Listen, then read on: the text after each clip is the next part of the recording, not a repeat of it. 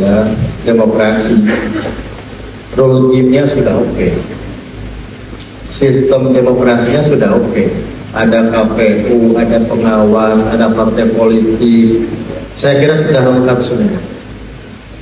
Problem kita adalah implementasinya.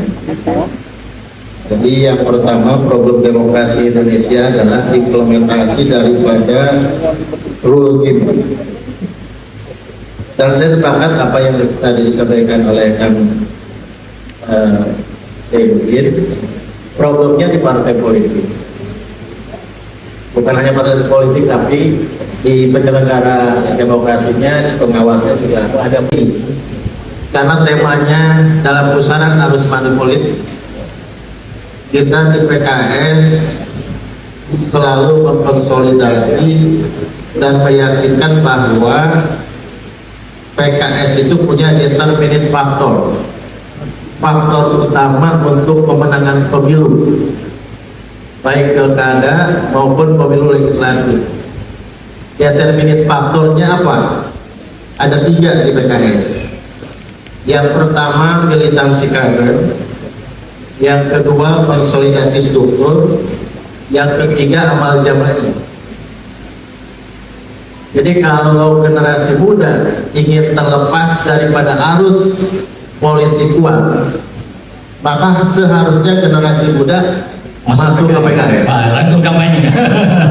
Luar biasa. Itu solusinya. Ya, solusi. Salah satu solusinya itu. Kenapa? Karena kita mencoba menjadikan kaderisasi sebagai faktor utama untuk masuk pada wilayah demokrasi Indonesia. Karena kita menyadari arus politik uang ini luar biasa. Bahkan ada pertanyaan besar, apakah PKS juga akan tergerus dan mengikuti arus politik uang, ya, atau mempertahankan jati dirinya? Nah, itu pertanyaan besarnya. Dan insya Allah kita jawab bahwa kita akan masuk pada pemilihan baik kepala daerah maupun pemilu legislatif dengan mengandalkan determinate faktor tadi. Itulah kenapa di PKS kurang tokoh dan kurang modal. Jadi kita tidak mengandalkan tokoh dan kita tidak mengandalkan uang, maka kita mengandalkan kader. Itu salah satu solusi. Oleh karena itu aspirasi saya kepada Badan Aspirasi Masyarakat adalah yang pertama, perbesar anggaran untuk partai politik.